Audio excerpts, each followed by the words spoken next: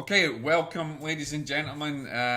This is Jock here from the ASSMPI and the Other Side Press, and I am delighted to introduce to you, and well, I'm sure everybody actually knows who this gentleman is. He's well known for his glasses and his yellow visioned features and mad hair, but this is Kai Muegge, very, very good friend of mine. And a physical medium. And today, you know, we've done many different interviews with various mediums and you know, Colin Fry and Stuart and other people. And of course, everybody's like, when's Kai coming? When's Kai coming? You know, we've got other people that are coming as well, but we finally managed to get you tracked down, Kai.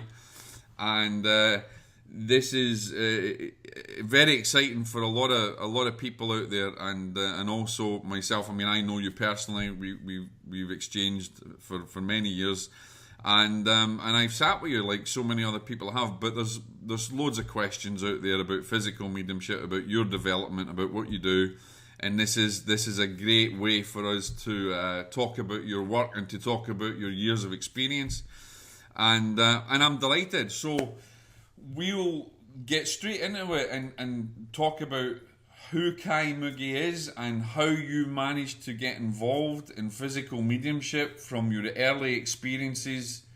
And fire away, my friend. Here we go. Thank you very much, Jock. It's a pleasure. Now, so tell everybody, Kai, we've got some questions from people, and from many people who want to ask things, and we'll do that a little bit later on. But we just want to know about your early introduction to not just physical mediumship, but your early experiences, because as I know, you had experiences as a young child, as many of us do. But what was different for you? How did this all start for you? Yeah, I mean, the main difference was when I was around my 11th year of age.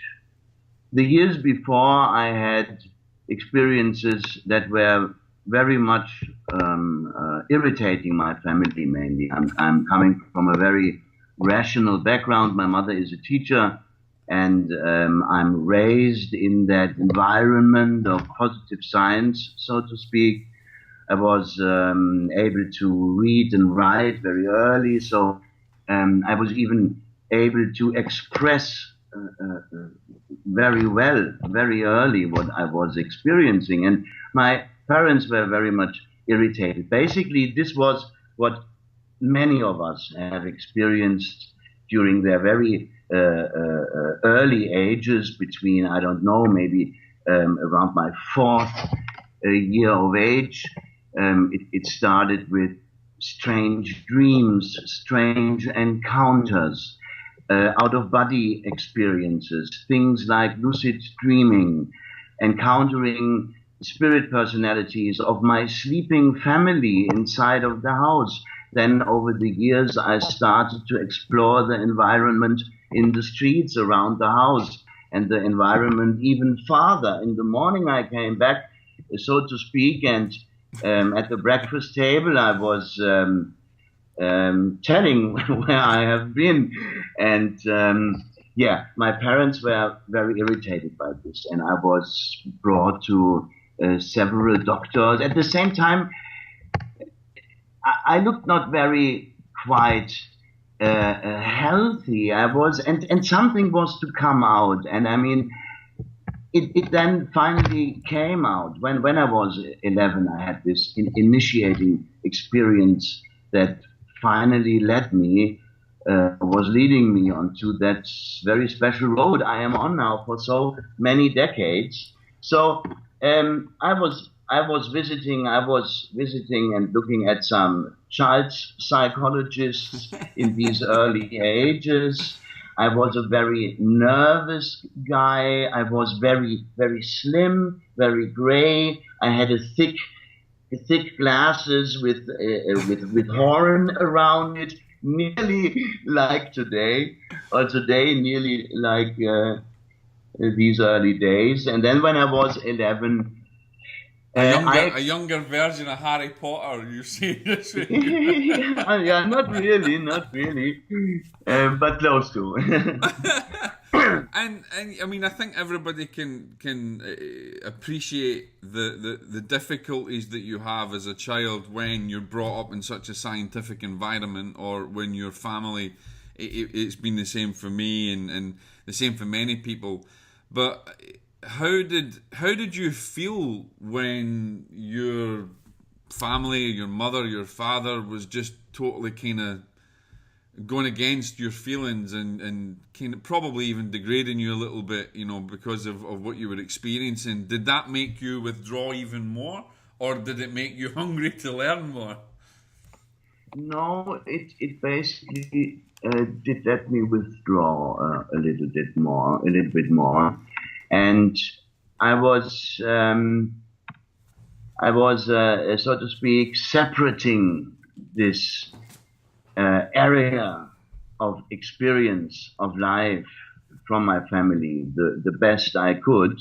And I mean, my mother in the end needed until her retirement to actually face what I was doing all of my life. And now she is for 13 years, she is in retirement, and every single of these 13 years, she is part of the Felix Circle, and she is the most enthusiastic part. It did take so many decades in her own development to finally, but we need to understand that she had responsibilities as a teacher. She could not afford to say, yeah, I'm following the occult interests of my son. The parents, the responsibilities for her pupils and so forth. That was difficult, and I am very, very happy that at that time when the Felix Circle was founded, she was available in a way that she could make that development of the Felix with me, with us. So I did withdraw a little bit more.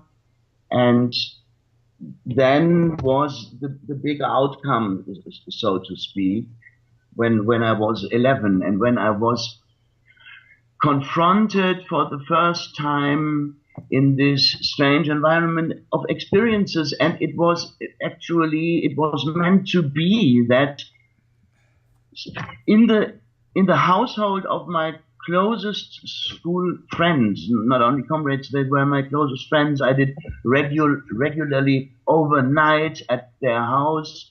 At these times, that was usual to do, that you was overnighting at the house of a friend. These were twins, and in the household of these twins, a poltergeist, a disturbance case broke loose. I remember we spoke about that years ago, actually. Yeah. Exactly, and when that happened, something was opened inside of me. That gave you the burning desire to learn more because of the experiences that not only you were getting, but from your friends. Not only this, it went beyond that. On the one hand side, I was able to detach my fascination from my fears.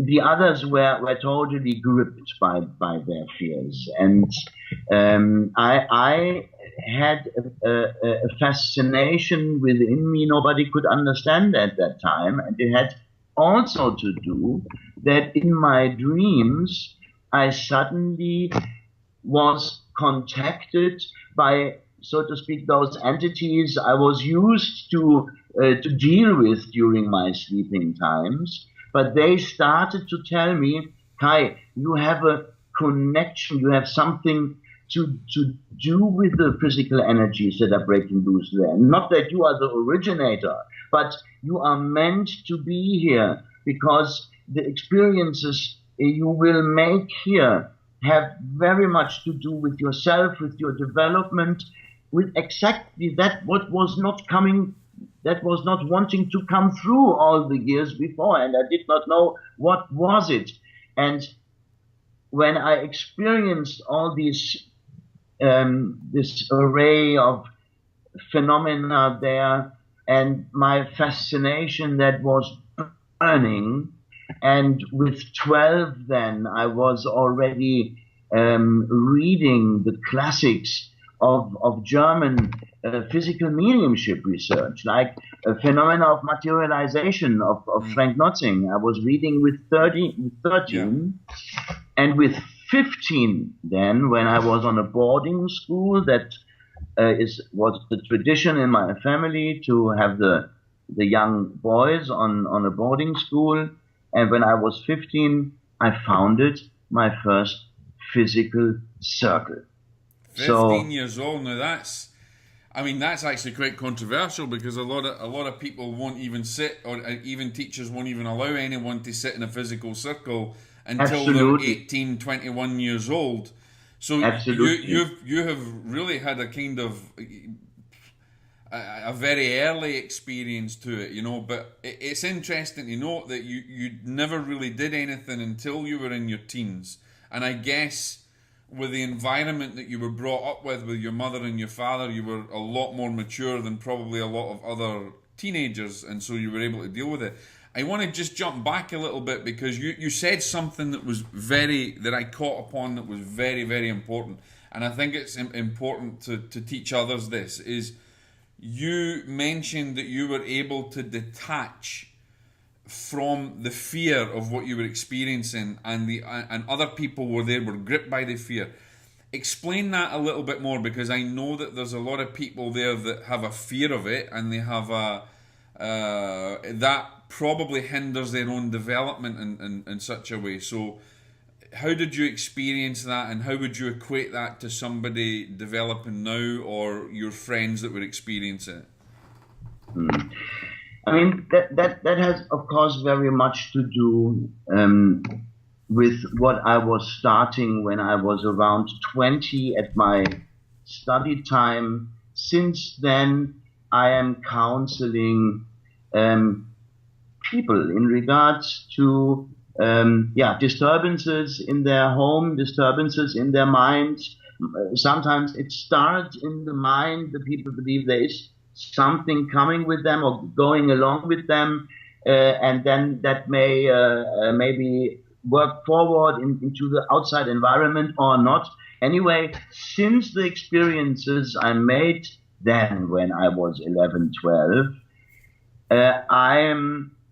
because I experienced the helplessness of the people, actually, and I experienced how much the people were controlled by very deep layers of archetypical fear.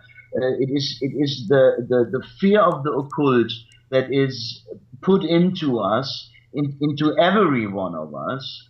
It is an archetypical matrix, an archetypical system, so to speak, and we nearly cannot get away from it.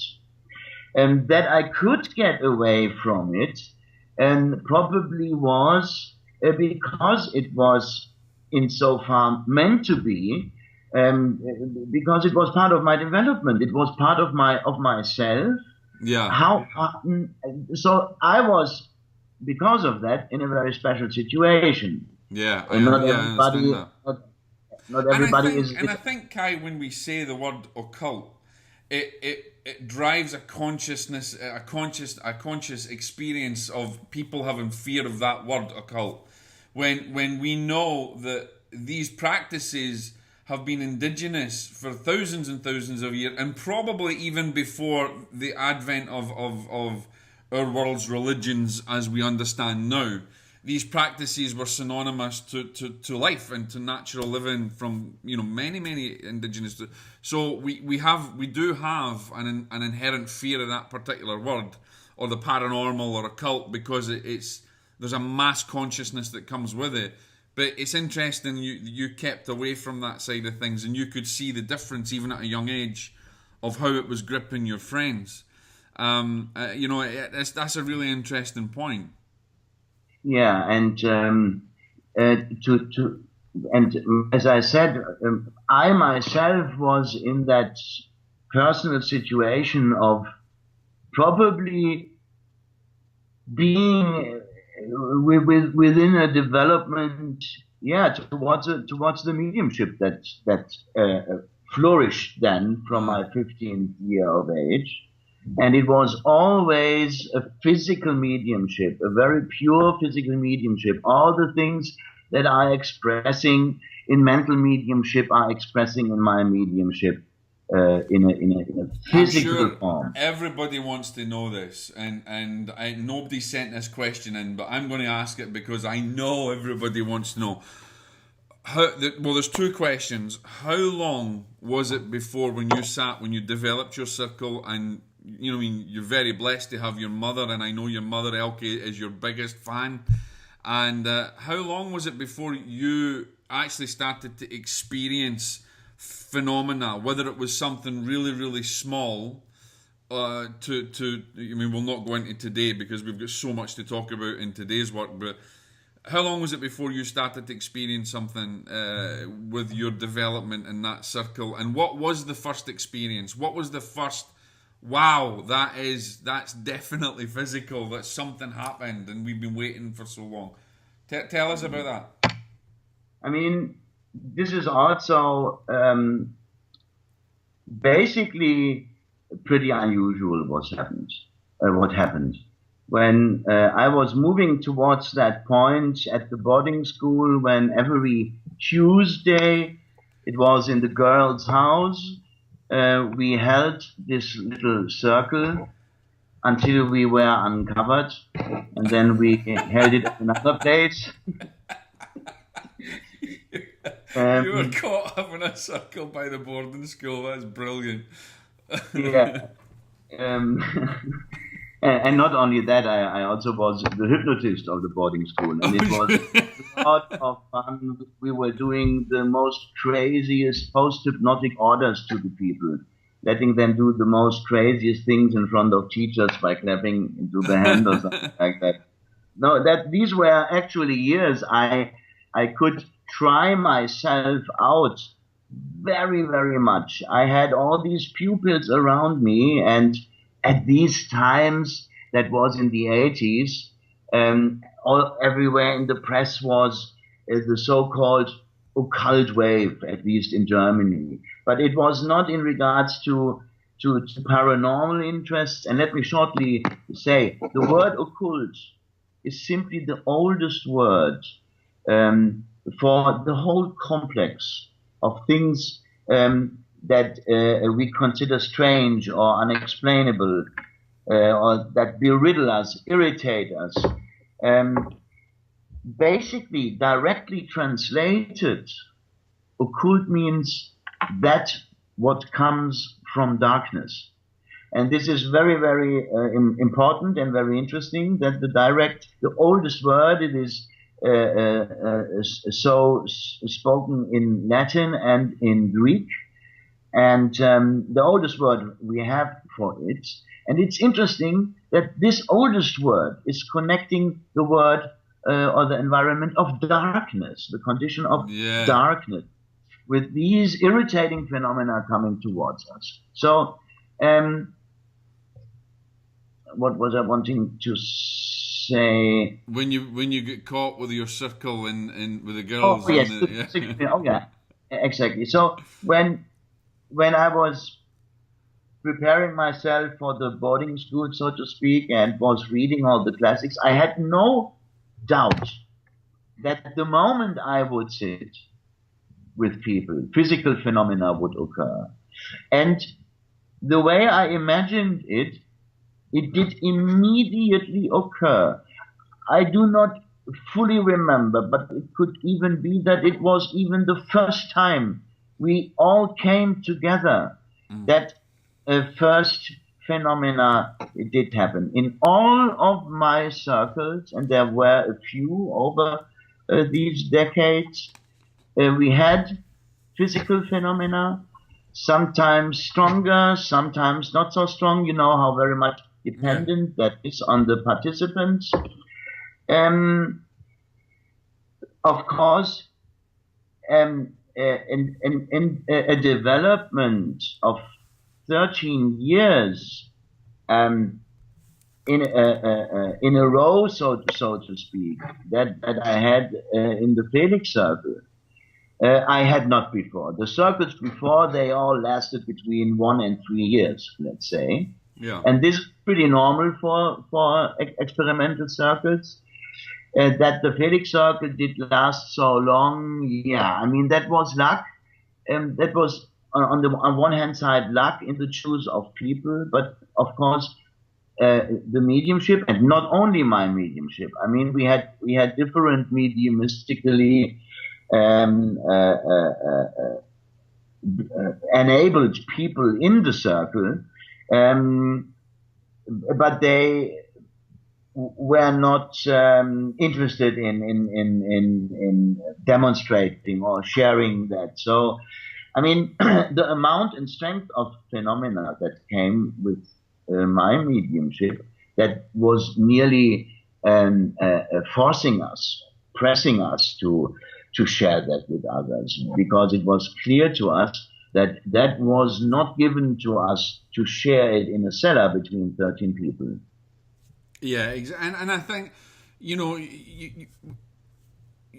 I think when your circles change, the energies all change, and the people change, and I think that's important for people to recognise that you won't always have the same circle. And go way back, even in spiritualism, way back in the day in England and things, the circles continually change. But one thing that's constant is that mediums are made. I believe mediums are made in the home circle, and we develop in the home circle, whether it be mental, trance, physical, whatever.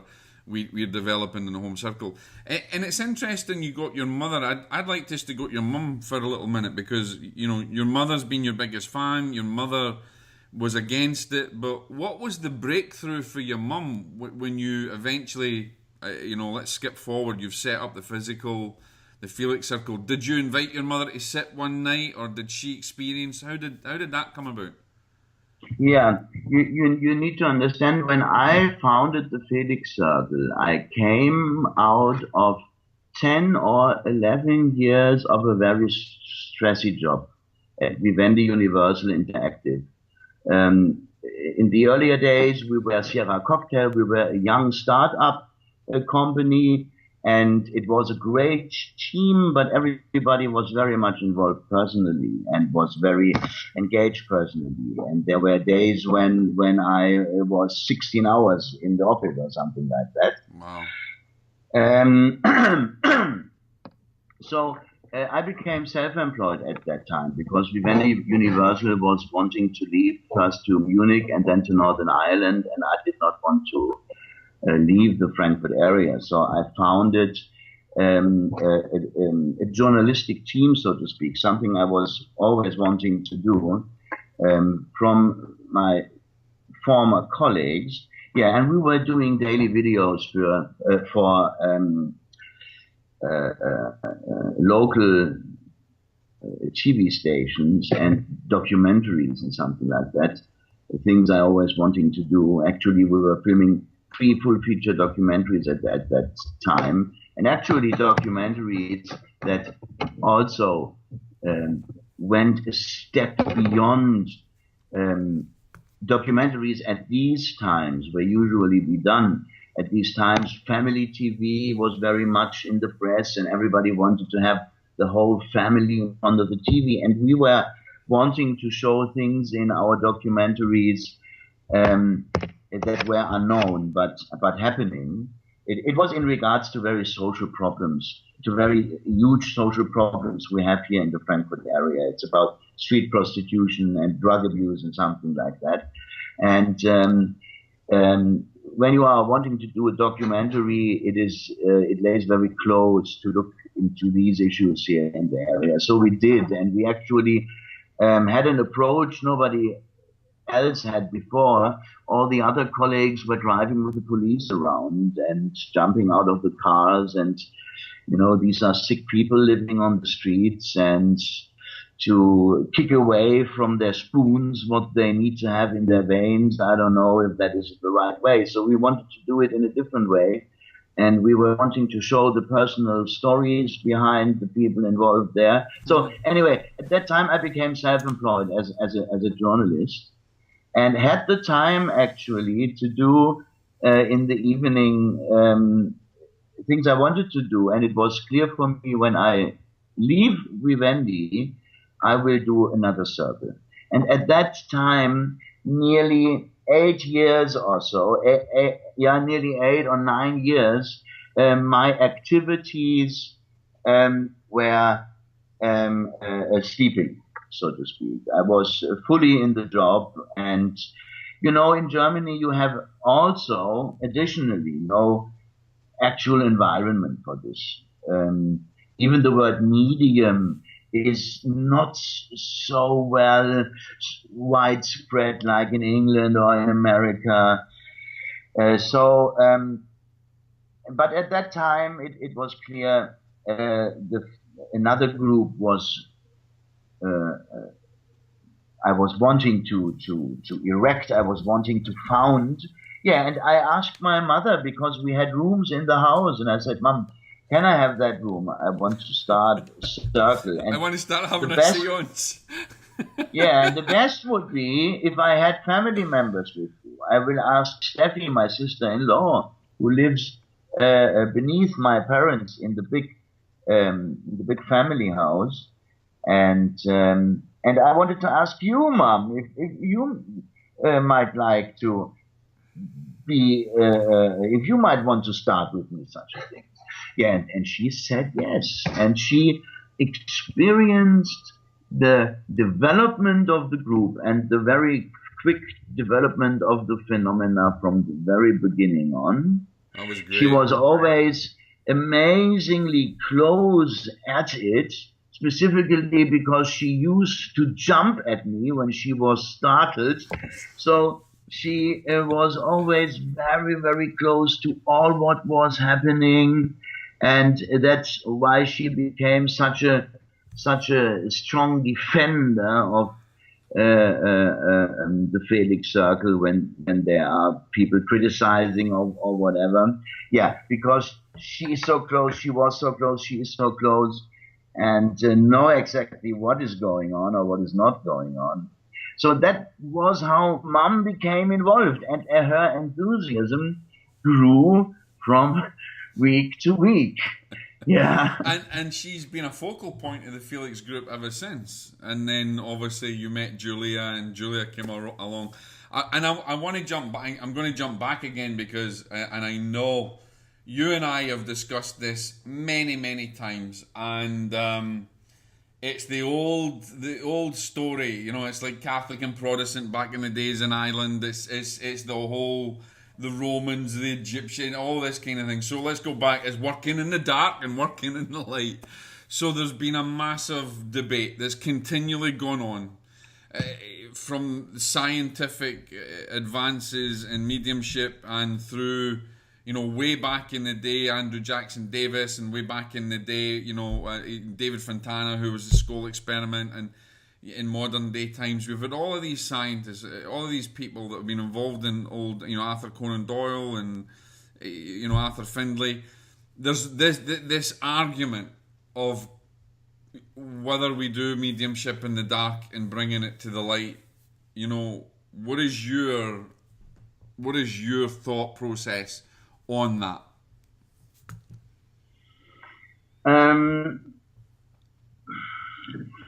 First of all, I would like to say that in the end, unfortunately, I would have supported it very much, even it was always against my own personal experiences and even against my own personal calculations of what is going on, or scientific background, so to speak, scientific model.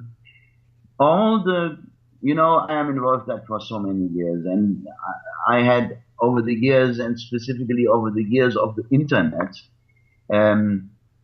contact to many different groups. I heard of many different groups that announced that their spirit team alleged it was ready to bring the things into light, or that even started without the spirit team and wanted to develop a spirit team, so to speak, with the a goal to get it into the light, with the purpose to get it into the light. None of them I ever heard of again. None of them actually has succeeded. And I mean, there are quite understandable reasons, I believe.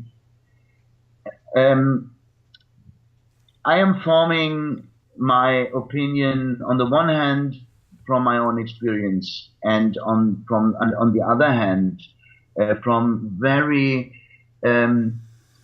for me very logical scientific models that easily explain the connections and the necessary conditions here. Where shall I start? Maybe first of all, maybe I start this way.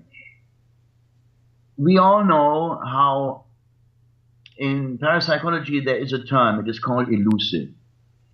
It is describing, the rareness of physical phenomena. It is called elusive.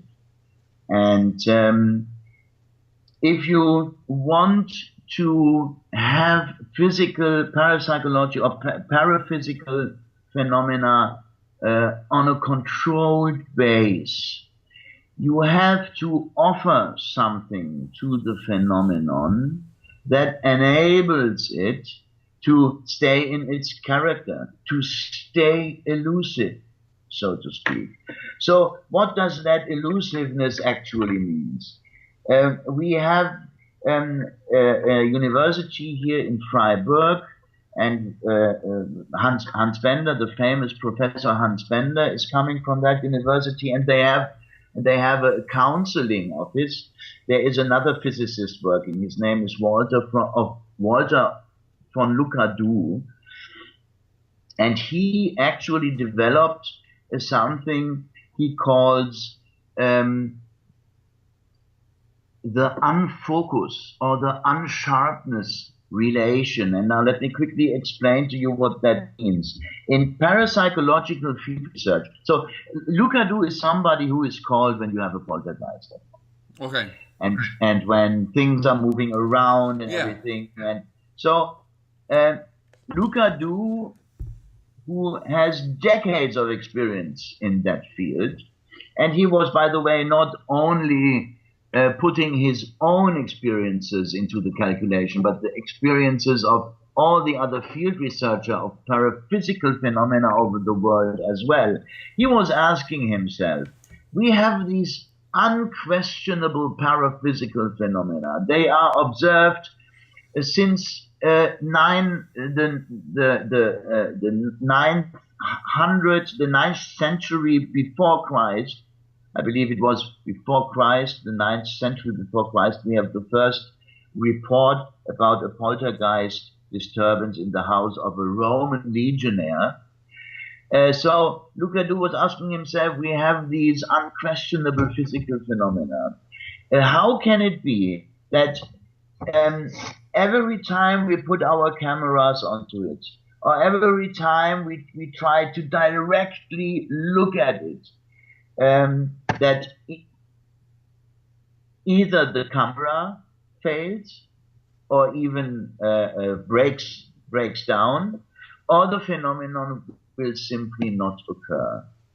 So then he started to experiment and started to film the phenomena with a defocused lens. You know, that's where the word defocus relation is coming from. Yeah. So defocus your lens, and he did on the one hand he did defocus his lens, or he was filming through a mirror or such a thing, and suddenly he experienced it became possible or more possible to get a better grip onto the phenomena. He made amazing recordings via this or through this method. So, but what does that tell us? That tells us that when we try to get full access to the physical phenomenon, it will fully play out its elusiveness, and it will not occur, or our camera will break down, or whatever. So another result from this is that our consciousness field or our perception is probably interfering with the paranormal field, so to speak. And we have to diminish that. Lucadou did diminish it by defocusing his lens. You know what? We are diminishing that by sitting the people into the dark. Okay. So in the darkness is actually providing the necessary environment for the paranormal field to stay elusive. It can hide. It can hide in the corners and so forth.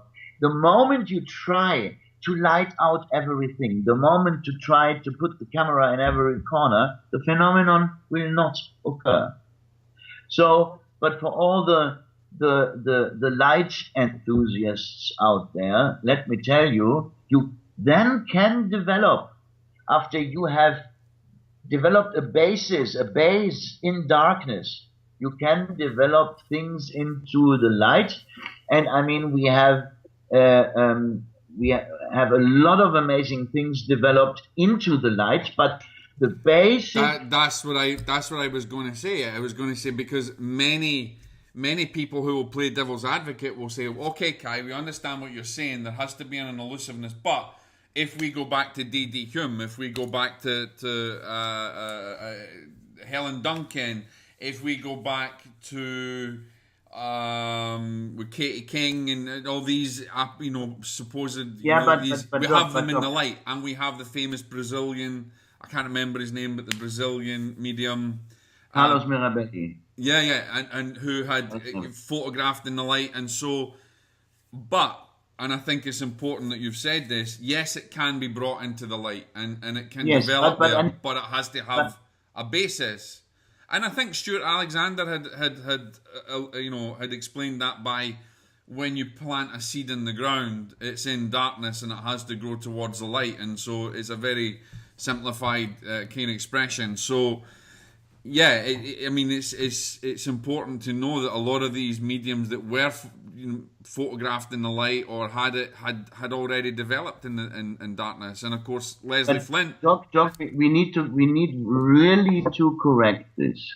We actually need to be aware that the number of so-called daylight mediums in our reports, in our history, you can actually count on two crippled hands. That's really the case. Some say they are not more than 5, and you actually have to be informed about the environments. When people see a flashlight photograph of Helen Duncan, they believe that was somehow happening in light. That's not true. Specifically with Helen Duncan, we have most of the time total darkness, and with a long preparation of a spirit team, a short flashlight or infrared photograph is being taken, and then full darkness is put upon the sitters. If you actually research into the numbers, you really can count them on one hand. We have Daniel Douglas Hume, and we need to think about why he was able to confront the public even in daylight with the phenomena. I don't know. I mean, we have on the one hand side, we have all the technical environment and so forth that has developed since then. But something else was special at the times when Daniel Douglas Hume was coming forward. People were fully unprepared.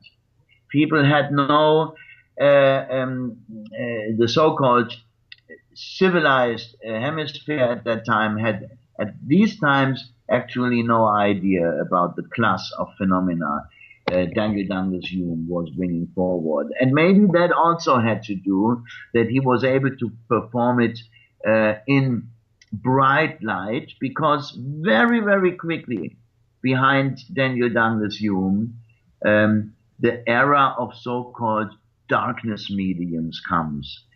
I mean, we have Daniel Douglas Hume, we have Carmine Mirabelli, or Carlos Carmine Mirabelli. Yeah. We have an alleged Reverend Dixon from America. Jack Weber was also had been, but again, I think Jack Weber and they all developed in the darkness first. I don't think they initially. And the famous photographs with him are only milliseconds out of hours of darkness. Yeah. So I mean, that of course also has to do what some people of the old days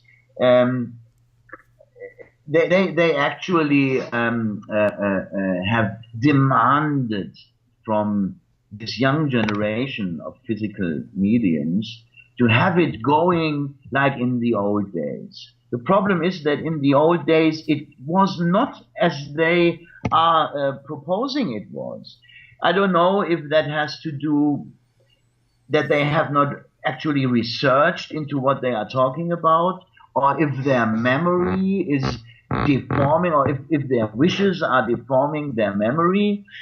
Because when you actually look into the minute protocols, or into the seances of Alan Duncan, for example, which are widely available, you will find that the materializations of her were happening in a very, very low red light. Yeah. Mostly they were only appearing between the slits of the curtain.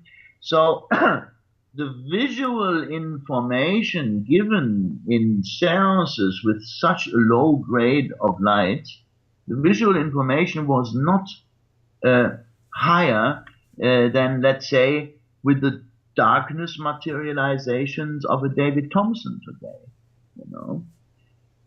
Yeah, and I mean, I think we've got mediums of this day that are operating in the dark, and we've got people that are trying to bring them into the light, and there's been evidences and things that's coming forward, and I think it's going to be an argument that's going to continue, and I think we have to get to the point where, and I'm not going to go into recent cases or recent things that's done, because that's not what this is about. Oh yes, of course. One of the things that we've got to understand is that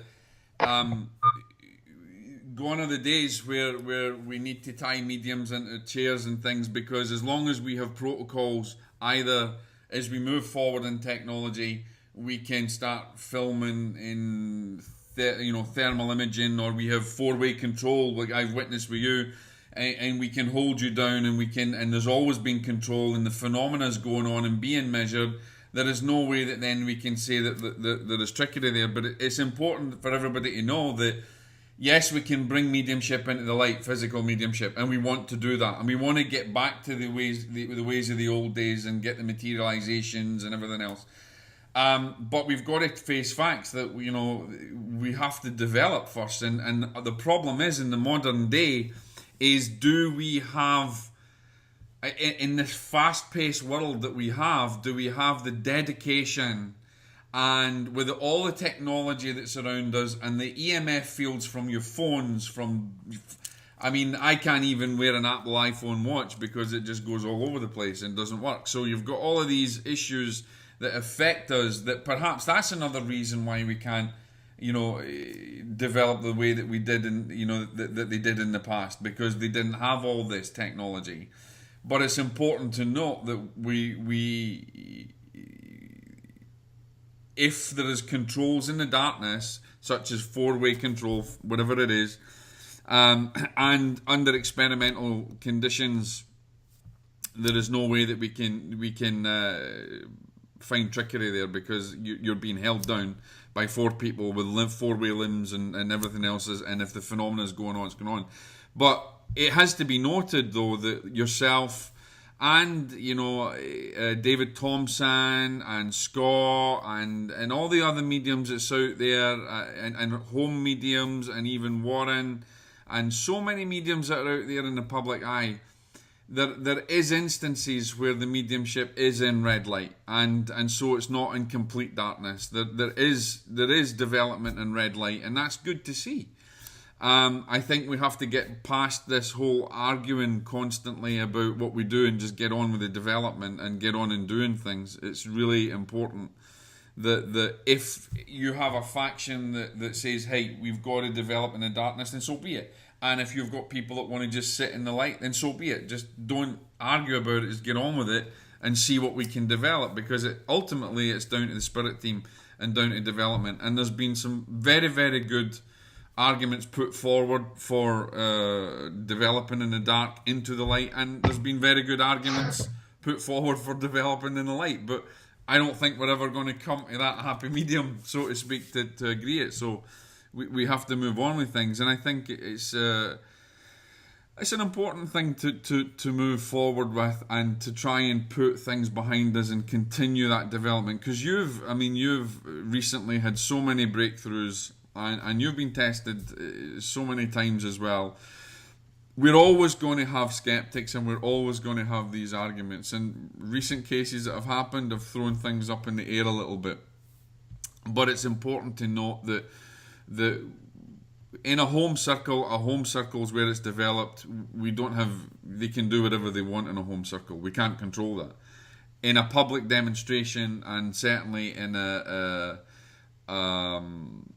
demonstration that we're doing, a scientific research, then we obviously have to have those controls, because nobody wants to be tricked, and nobody wants to, we want to really move forward in getting evidence from the spirit world, and, measuring the phenomena and stuff like that. So we obviously have to move on. And it's true, as you say, a lot of these mediums from the past.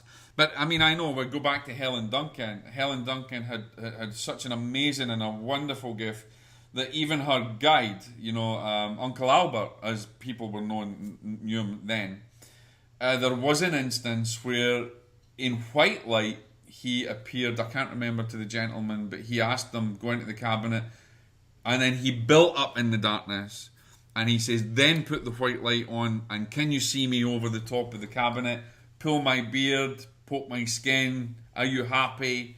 So that point is interesting, that it first built in the cabinet, and that was a request. So it tells you that there has to be that element. We have to develop it there, and there's so many arguments for the science of it, and that's something that's going to continually go. I want to ask. There's a few people that are definitely want to ask you some great questions, and I'm going to get kicking right into these so that we want to cover as much as we possibly can, and I want to talk about your new development and everything else. Paul Ham, who we know is a great guy, Paul Ham over in Australia, he's wrote in and he says, Kai, please tell us of the difficulties you faced during development in regards to residual energies after a sit-in, and how did that affect you? Mm-hmm.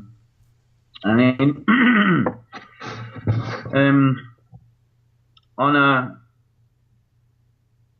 a chase of spirits, on a trail of development, on a path of development, you are experiencing, or you are experimenting with those things we humans know for quite a time are supportive to spirit contact, like trance, for example. So we experiment around with our trances, and we try to make contact with different spiritual communicators, and these spiritual communicators, they are applying their etherical matrix, so to speak, onto your physical body. Mm-hmm. And when they leave afterwards, you have to deal with the changes this alien etherical body has done to your own physiology. So your own physiology has to resettle, and that can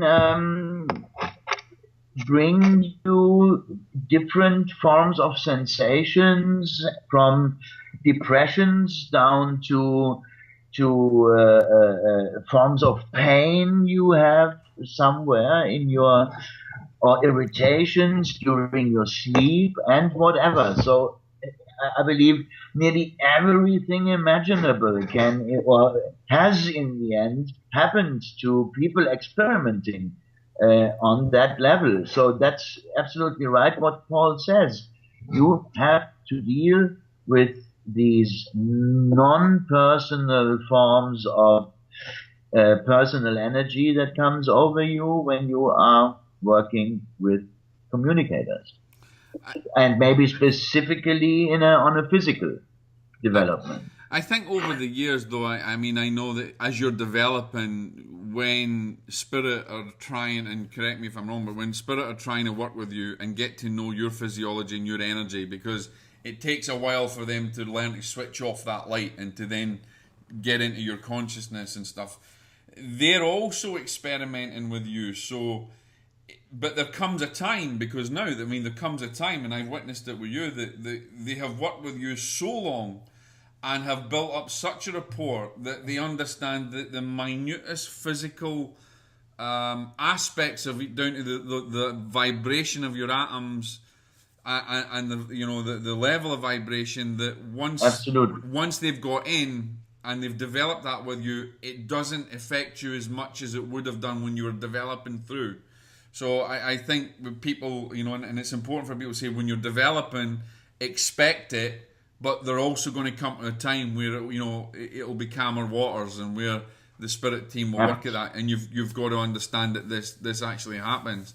Anne Thatcher is got a great question. She had wrote in and she asked, Kai, how does it feel when higher energies in present? Does it affect you in any way differently during or after? So obviously I think what she's getting at is that you may have a guide, or say Hans Bender is in a higher vibrational level than maybe say somebody else who's coming in, or who comes through to help with phenomena, etc. So she wants to know, how does it feel to you when higher energies are present? At these times, it is in my case that I have managed, after 32 years of development, to handle my trance state in a way that the moment these so-called higher communicators are coming through, I am already switched off. So there is actually no personal area of experience I am myself making when I am entranced, and when the exchange of spiritual communicators is fully organized on the shoulders of the responsible spirit team. They even give themselves usually names that are quite interesting. Ours is called, or they call themselves, the Alchemisten, the Alchemists. That's quite interesting. I like that very much. Yeah, and this is, by the way, a group of 5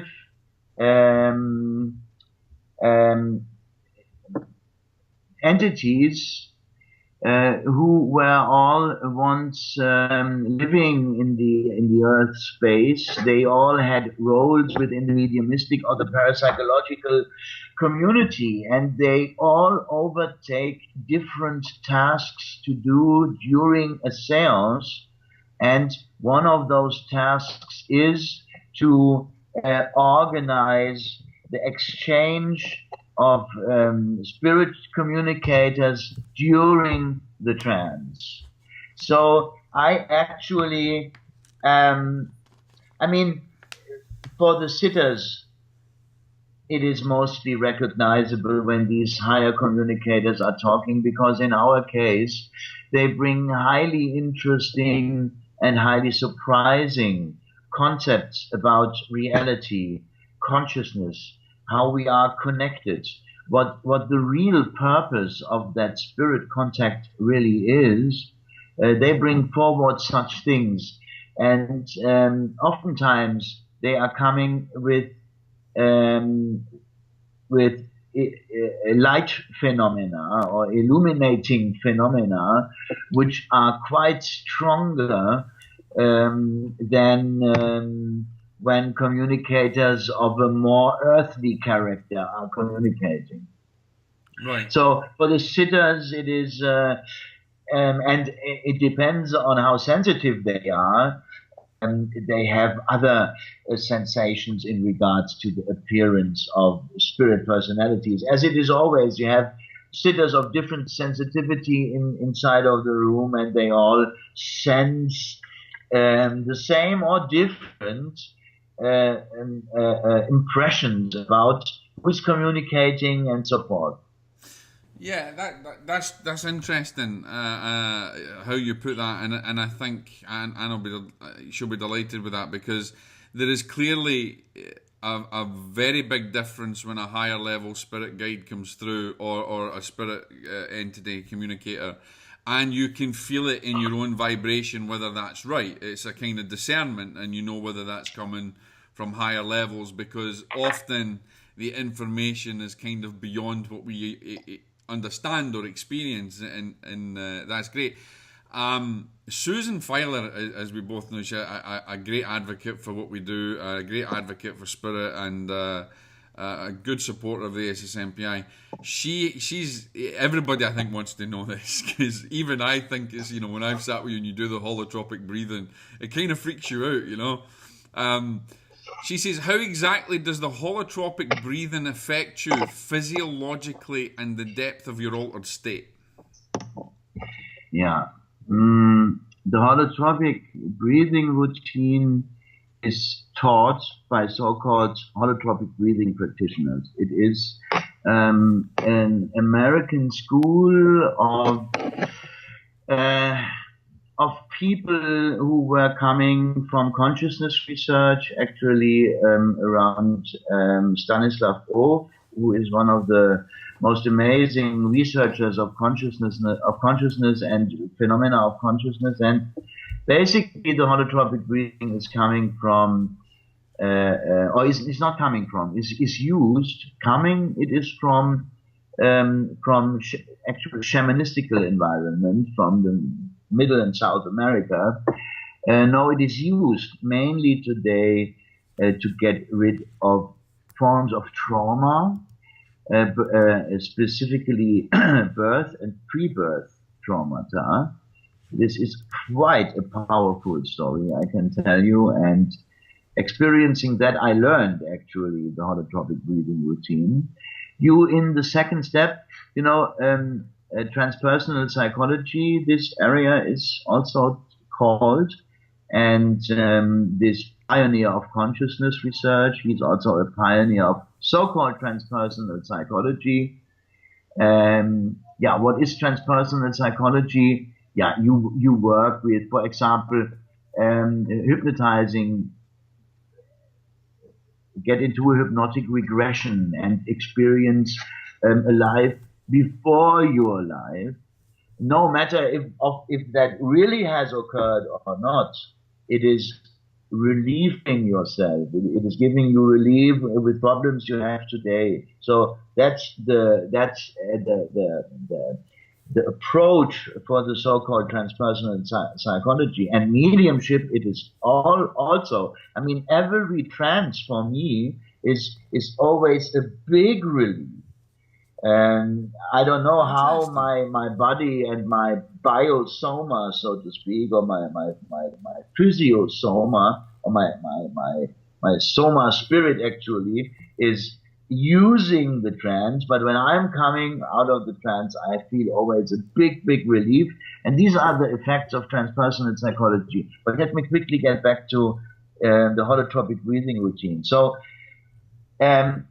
for the getting rid of birth and pre-birth trauma, you are using the holotropic breathing routine in a certain way, and to get in contact with spirit guides and power animals and whatever, you use the holotropic breathing routine in a slightly different way. Basically, you are implementing the breathing into the visualizing inner ongoings that do dissociate yourself from your own bioform. Everybody who goes into deep trance has to dissociate oneself from its own bioform and actually retreat into a certain cocoon somewhere and overgive the bioform to the spirits. I mean, you can do that on different levels. You only can overgive your arm, and then you do automatic writing with spirits. We believe that specifically for physical mediumship, it makes big sense to overgive your whole body, and this is why we are overgiving the whole body. And the spirits are actually able to walk with my body around in the room and do amazing things directly at the seats where the people are placed and so forth. So I am linking the inner processes with which I am dissociating myself from my own bioform. I do link with that breathing, and I use it I can use it as an increaser and decreaser, so to speak. Mm. And yeah, I'm not totally, I mean, obviously I've witnessed you, not many people wouldn't have witnessed you, but are you totally have got no conscious remembrance of the seance or what you're doing in your home circle, or do you have a slight knowing what are you totally, are you like sleep state? People want to know that. Yeah, it's actually like a sleep state. I sleep away. I have an inner visualized room in which I do retreat. This room I am using for many, many years and decades. I retreat into that room. I have a very comfortable armchair there. And in this armchair, I am sleeping away. Right. And I'm sleeping there actually for 2.5, 3 hours. And then I wake up and the seance is being done. And it's all been... In the end... And I have to say, so that if people... I have to say something, because people will question, yeah, but you walk around the room and things like that. Let me just tell you something, ladies and gentlemen. I have witnessed ectoplasm being extruded from you, as many other people have. And I've witnessed it being extruded from your mouth, okay? And I was very lucky, and you probably can't remember this, but Julia was. I was very lucky to have the ectoplasm put over me. And one thing I can tell you, ladies and gentlemen, if you're listening, and you can take this on board or not, when something comes out of the body runs, I think, between 72 and 90 degrees centigrade. This is what we run it internally.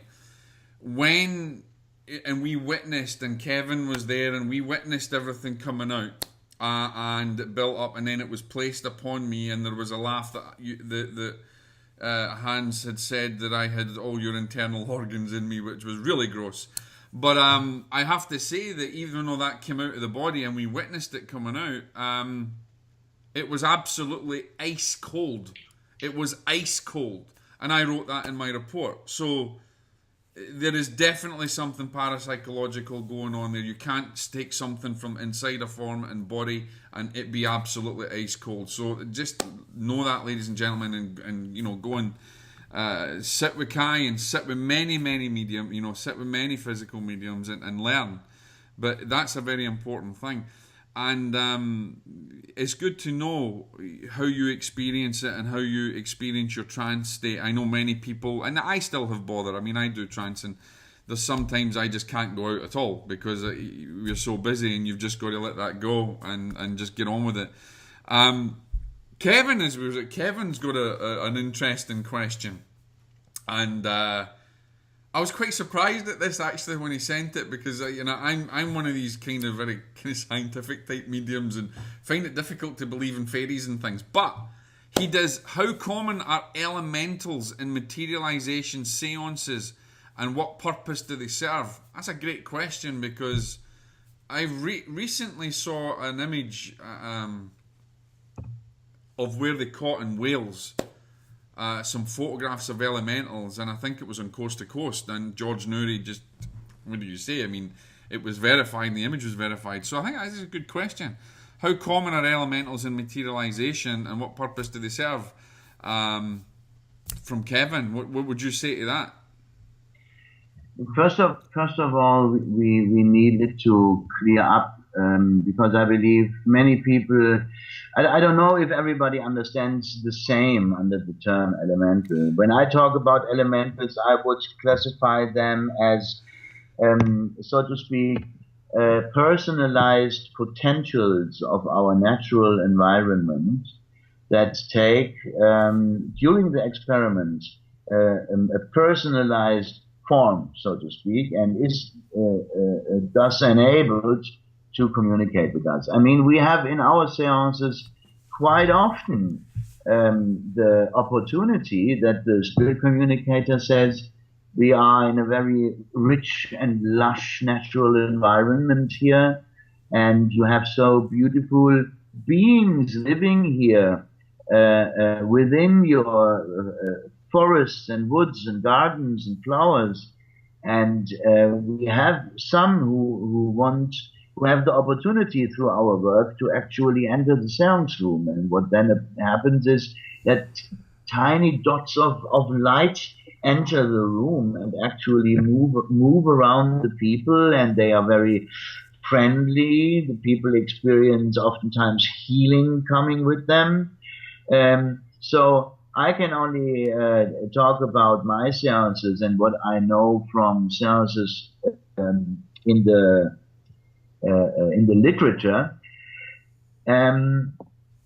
They are not so quite common, but it is absolutely not excluded.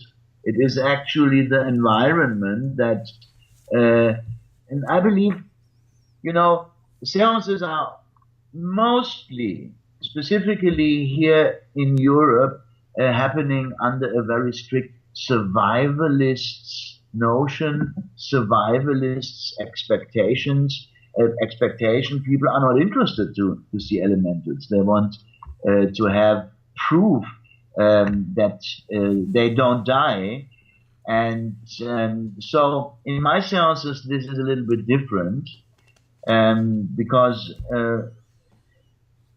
we do not feel so dogmatically interspersed. And I need to say that this is coming from actually the teachings of our higher spirit guides, who are teaching us that the whole movement, or the reason why we in the Western Hemisphere were once contacted by spiritual beings in the mid-1900s, 1850, 1860, that it was not solely about to let us humans know that the ego survives the bodily death. No, there was quite basically another plan behind, and it is quite sad that we so rarely hear about that, because basically it is not about the survival of the ego. It is about the survival of the whole human race. It's about the survival of the planetary human race and what we can do. And I believe that is at least quite important as one's knowledge about the survival of bodily death. I mean, this is an important topic, of course, and we have a lot of evidence about survival of the bodily death. Yeah, I know. I mean, I'm old school, and for me, evidence of survival is very important. And as I know in my work as a medium, with people who come and sit with me, or there is so much grief, and a lot of people will go to seances expecting, and I think they they expect that they're going to hear from loved ones, and sometimes they do and sometimes they don't. And we have got this difference between evidence in seances now. We have some people who get afterlife evidence, and some seances there is none. And that's, I suppose it's indicative of the different types of types of seances or the types of mediums that there are. For me, survival evidence is highly important, and because of my work as a medium and because of those that I know that suffer from grief. But at the same time, I do understand that physical phenomena also has its place. And that's maybe where somewhere in the ASSMPI where we look at making a division between all of these things, because that type of evidence is different type of evidence, and it's showing how we, potentially experience things beyond the limitations of the human experience, and I understand that, But as I said, to me, evidence for survival is very important to me. I suppose there's a lot of people see that. Huh? Yeah, absolutely. Yeah. And let me quickly add that is not misunderstood. That the Felix Circle has provided a lot of this evidence. I know you've had loved ones coming through, and I've seen, I understand that. Yeah, and I think it's both of them are just as important. Absolutely. I believe we have to develop mediumship further. I believe. I had, something, Kai? I had this. I'm talking now as if I'm not doing an interview for everybody that's listening, so you're just getting my thoughts now, guys. But I have this thing that science, to me, in mediumship, whether it be mental mediumship, transmedium, physical mediumship, we're regurgitating the same old stuff that's been done since the 18th century and the early 19th century. I personally do not see new broken ground. This has all been done. I believe we need to move forward, and we need to break new ground in mediumship, in mental mediumship, physical mediumship. We need to break new ground, not regurgitate old stuff from the past. Exactly. But Jock, we only can get on new grounds when we get rid of the dogmas that are put onto the mediums from all the big organizations. They are actually forcing the mediums to only selectively receive mediumistic information.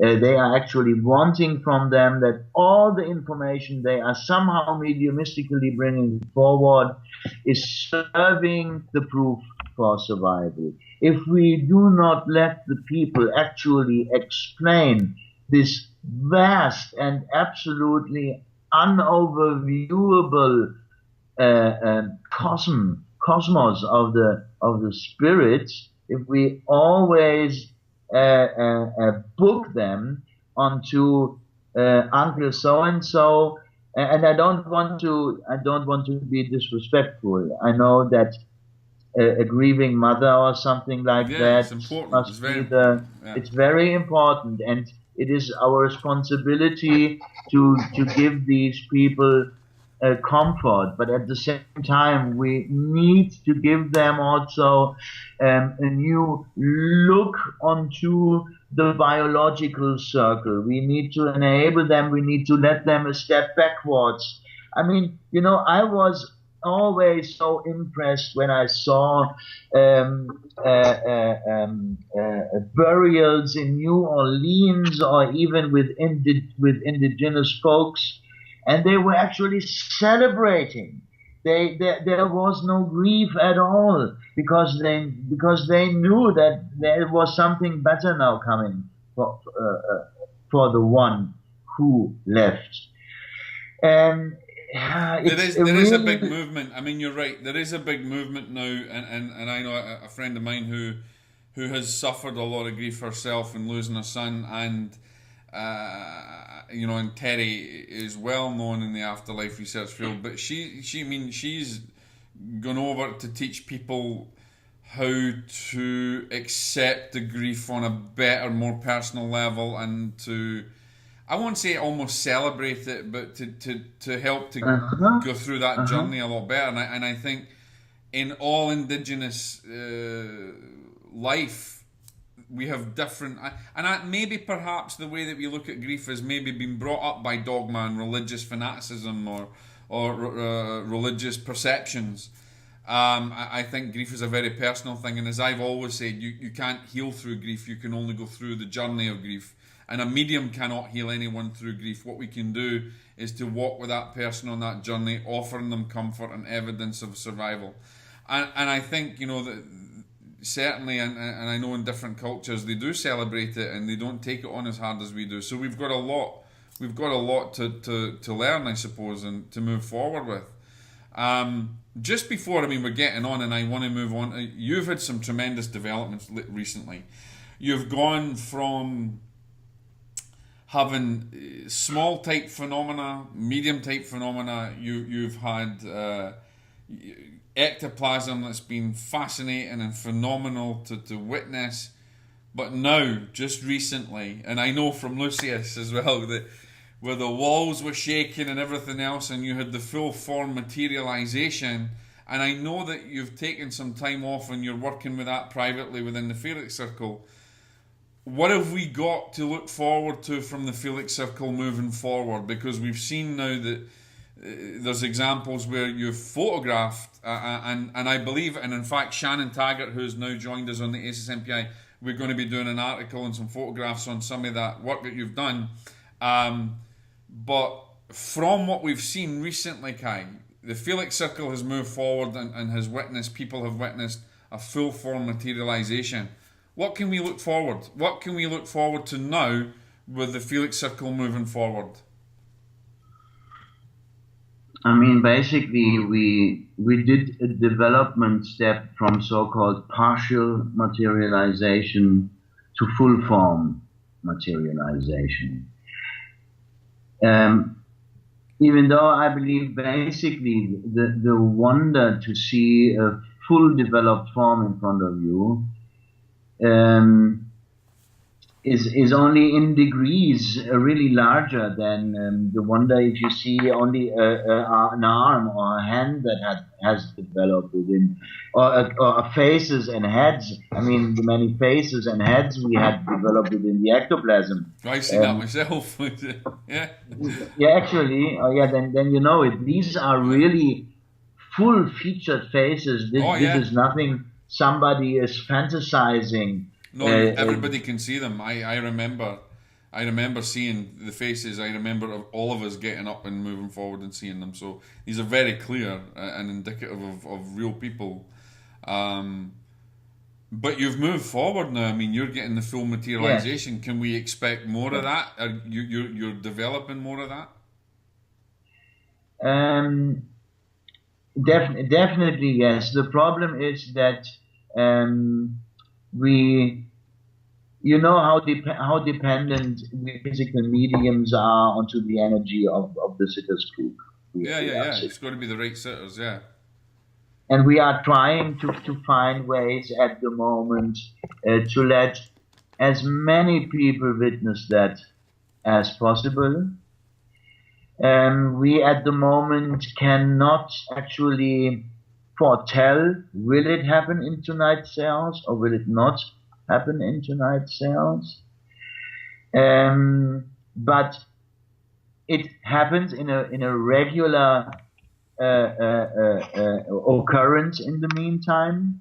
Specifically, there is a development of the ectoplasm coming with these full form materializations. The ectoplasm that had by now a very ethereal, cloudy look, veily look. The spirit team was starting to get it into another aggregate state. It is a more dense form of ectoplasm. It is an ectoplasm the people are describing as shining white, diamond white light ectoplasm. Is, as I said, not so cloudy. It is a more, palpable form. The spirit team calls it crude. Right. They call it the crude ectoplasm. It must have to do something with available layers of ectoplasm, and they say when ethereal ectoplasm is exuded, actually this cruder form of ectoplasm is available, but it takes a lot from the medium. But of course, I believe from first day on, we were working with the alchemists. They were actually developing on the full form phenomena. It was always talked about.